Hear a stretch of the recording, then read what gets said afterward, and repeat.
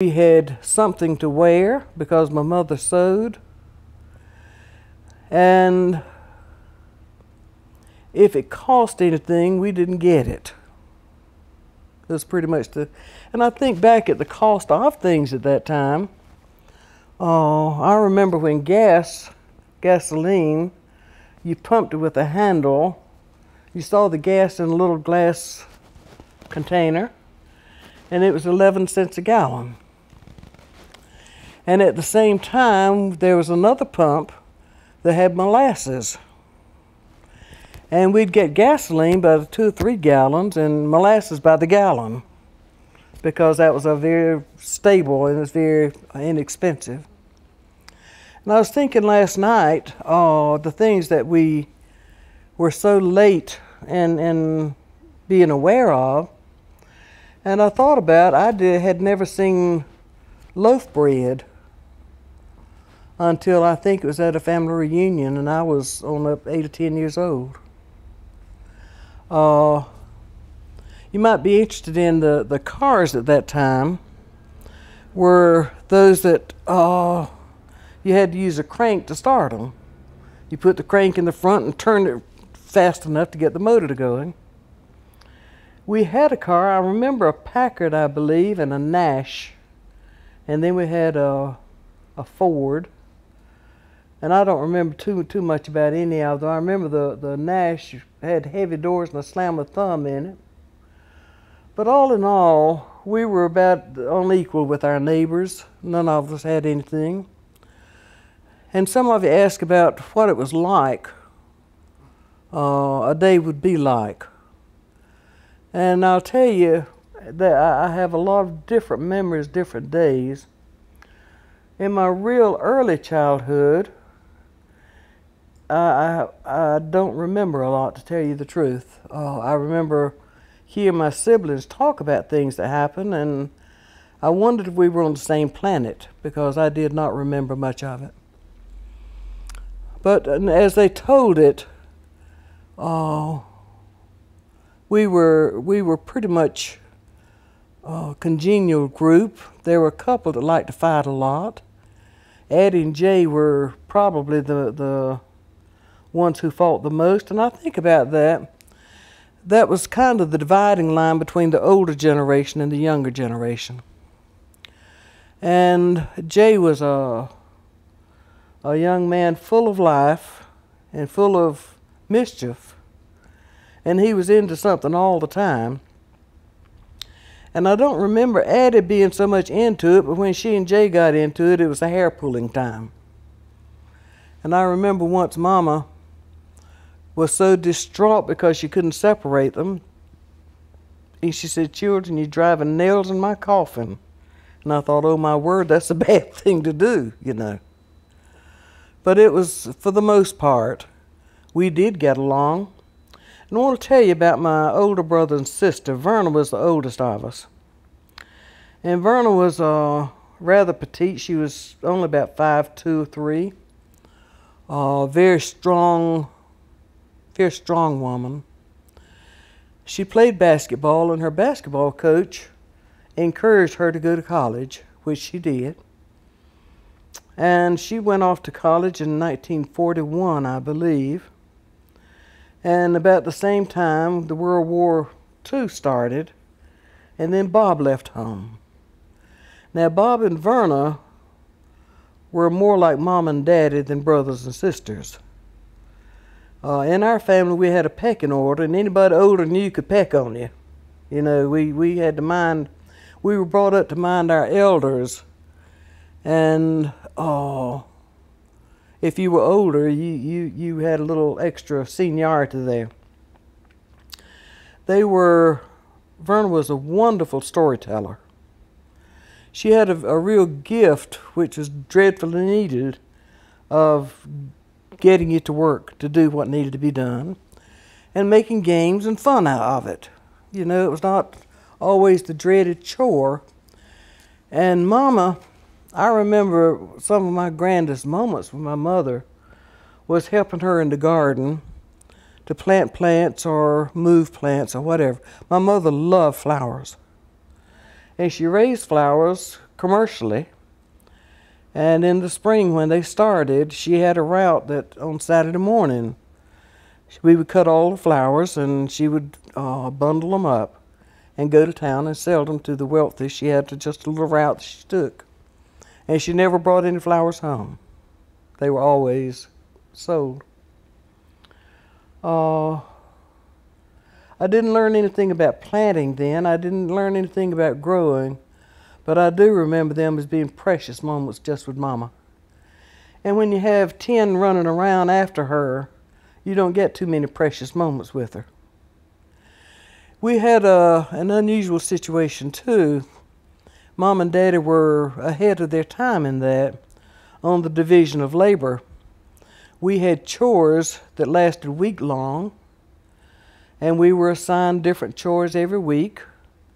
And the girls had to go out in the yards and feed the animals, and the boys had to be in the kitchen washing dishes and helping cook, setting the table. So we all learned how to do most things around. I had several brothers that could cook as good as I could and could keep house. They were very self-sufficient. Apparently I'm fairly self-sufficient since I've lived alone all my life. Not alone, but I better not tell when I started to. We better take a break here for a moment. My mind just jumped to a track it don't need to go.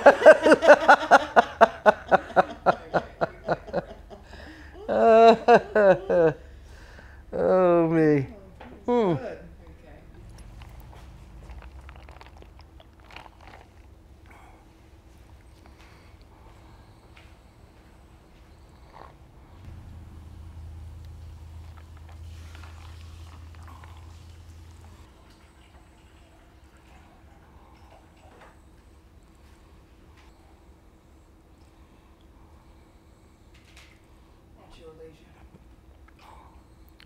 We move about a lot because as it comes up, and I want to share with you a little bit about what it was like at home in terms of the conditions under which we grew up.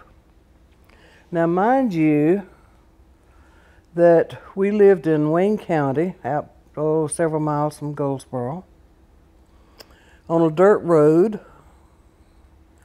And this was long before the advent of many cars or airplanes or electricity or telephones or television.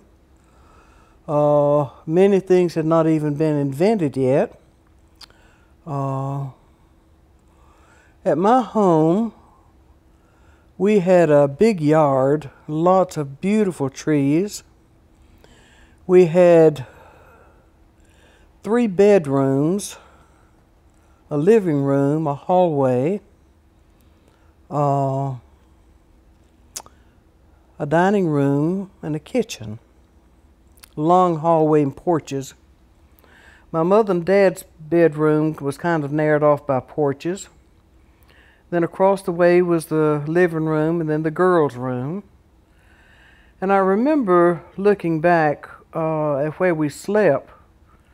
There would be Vernon, Ellen, and Chris, and I'd be at the foot of the bed. It didn't have a bed. For a long time, I remember being in the crib. We didn't have running water. We didn't have electricity. Let me take you back to about the time of the Second World War. At that time, it's 41, and I was born in 33. So I would be, what, 8 years old? I don't know if that time I had ever seen a car or an airplane. But I do remember that when we heard a car, we would run from the table to the front to see the car pass. I only remember of 2 people that I knew who had a car. One was our landlord, Mr. William Howell, who was very important in our lives too. But we had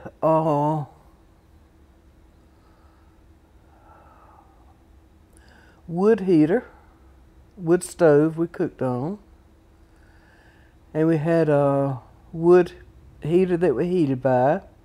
We only heated one room in the wintertime.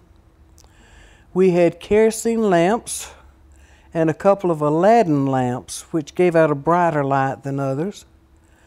And in the wintertime, of course at nighttime, we would all be in the kitchen where the light was, and then we'd all go into the sitting room. And I thought last night too that we never had a couch or a love seat or big chairs. We had the straight chairs.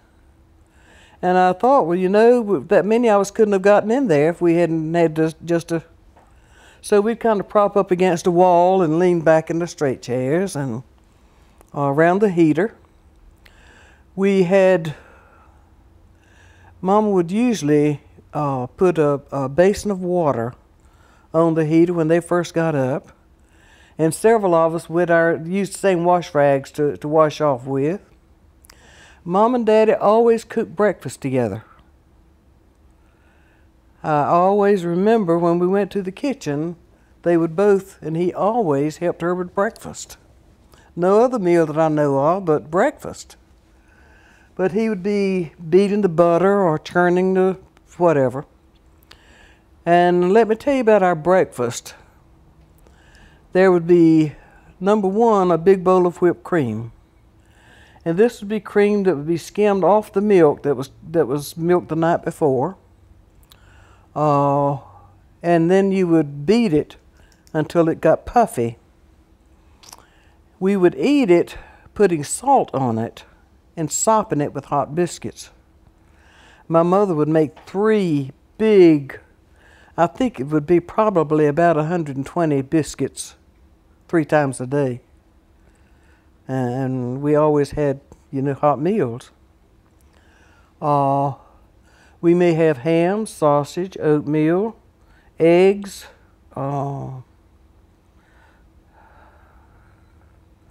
biscuits, molasses, jelly. But the first thing to go would be that bowl of whipped cream. And then the other things to be eaten. So we had a very big, we ate big all the time. Of course, you can tell that. Our meals were fresh out of the garden. And we would grow our food, can it.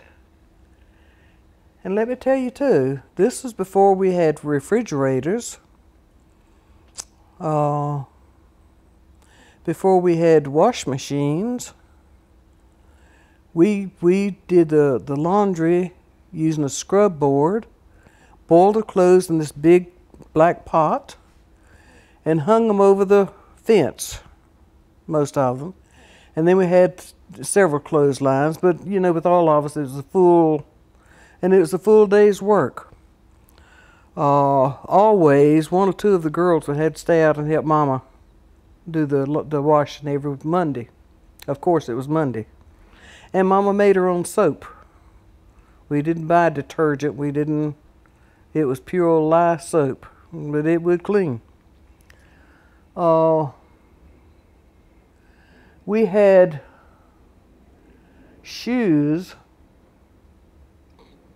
And let me tell you how our shoes were purchased. When we could get a new pair, we would stand on a straw out of the broom, and Daddy would break the straw at the toe and the heel. He would take it to the shoe store, and they would always buy them bigger and longer than your foot because you're going to have to wear them a long time. So the fact that we don't have a lot of foot problems today is a miracle. A real miracle.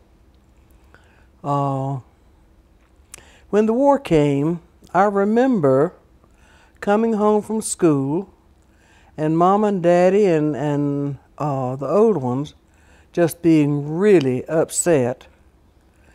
And by that time, we had a radio.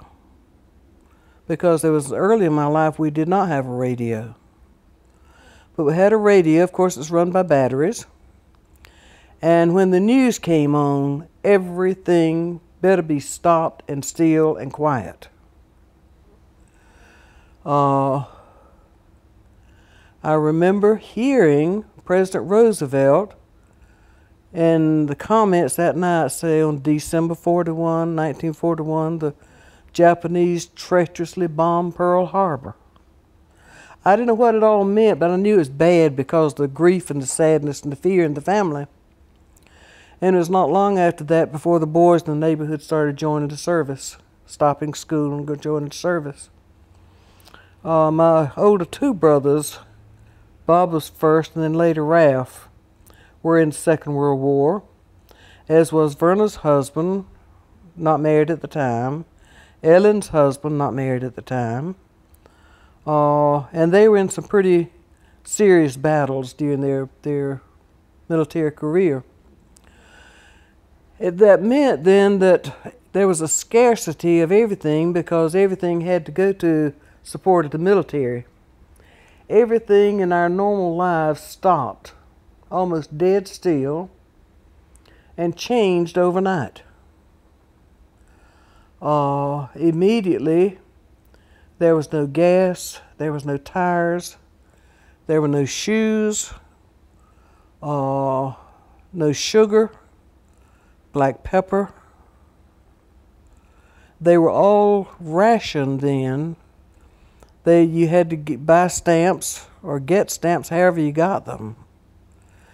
And you could only get what was rationed to you through those stamps. And a lot of times people would trade, for different things. But it was a very serious time and a very time of turmoil because nothing felt right. You just knew there was something bad going on and you didn't know what. And we started on our journey then of scanning the fields, the woods, everywhere we could, finding metal to support the war. You could turn in metal, and I think there's a few pennies in it.